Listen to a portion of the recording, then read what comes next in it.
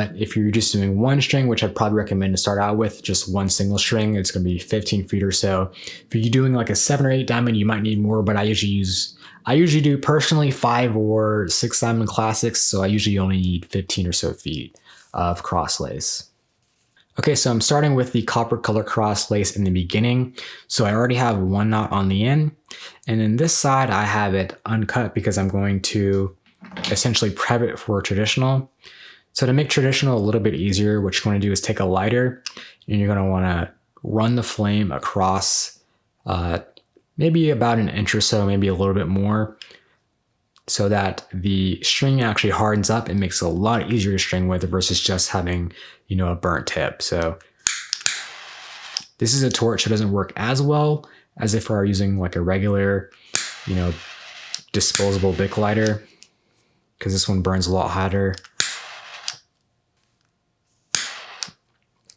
All right, so there now you can see it's a little bit discolored and it's a lot harder. So this will be a lot easier to string with. And then for the tip, all we're gonna do is just take a pair of scissors and snip it. And then you're gonna melt the end.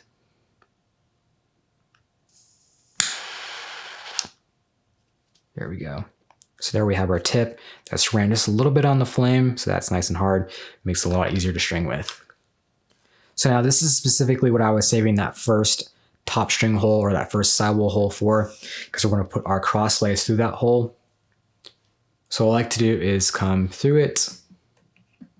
And this is the annoying part about traditional, especially if you're doing like a classic, is that it's so much string in the beginning, but towards the end, of course, you have a little bit less, so it's a little bit easier to manage. So I just went under this top string or above it, and I'm going to go back and through that same loop. And then pull all the slack through.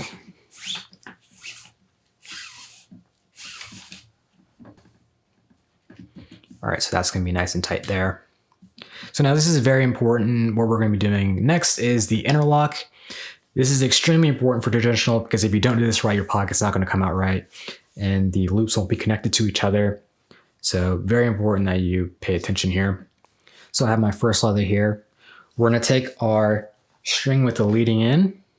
We're gonna go around the back of the leather. So I have the pocket facing away from me, or I have the front of the head facing away from me. So we're gonna go from the back of that leather. You're gonna come up and around it. So I'm gonna pull all the slack through. I recommend holding onto your leading in as well so you don't have to find it once you pull the slack through.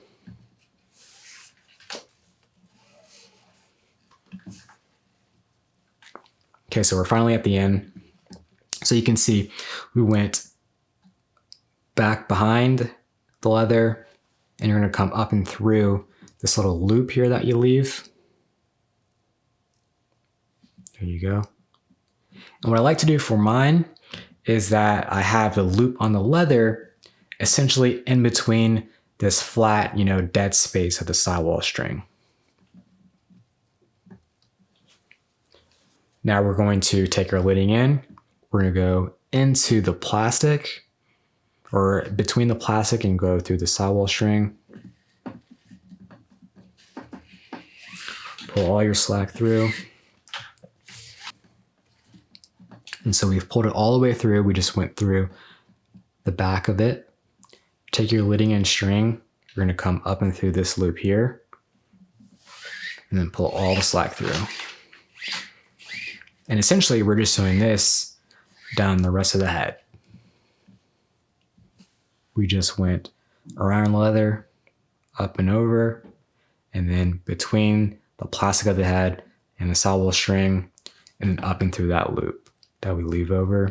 I'll try and show it to you so it's a little bit easier to see. And what I like to do for this loop here that we did on the sidewall string, I like to slide it down so it's essentially touching the knot that we used for the sidewall string. So they should be touching each other. So we're gonna go find our leading in. We're gonna go around the leather again.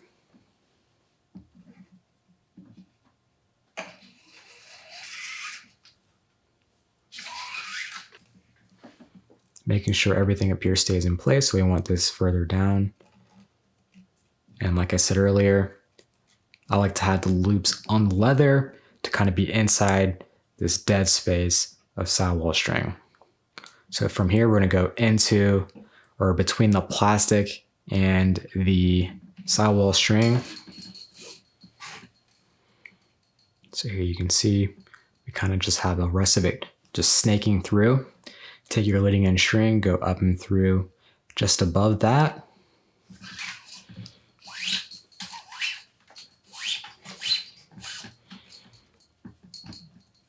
And so there we have 2 loops done on the leather. And once again, making sure that this crossless loop is right up against the sidewall loop. And for your tensioning, it's better to have this slightly loose because you're going to have to go back and retension this anyways, than for it to be too tight because it's really hard to kind of work slack back into the pocket. So really your string should be taut. So not super tight, but really not loose. So you can see like the string itself looks relaxed, but it's not, you know, cinching like that. So you want it to be kind of relaxed. Very important for when you go back. So it's better to string your pocket taut or even slightly on the looser side than it is to be on the tighter side. Okay, so we're gonna do this one more time on the specific side until we get to the bottom portion. So around the leather,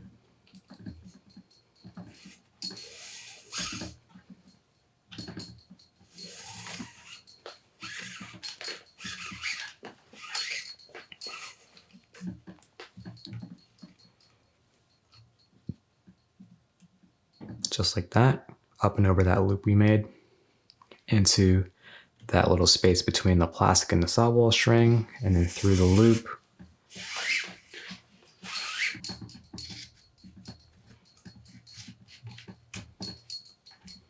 And in there.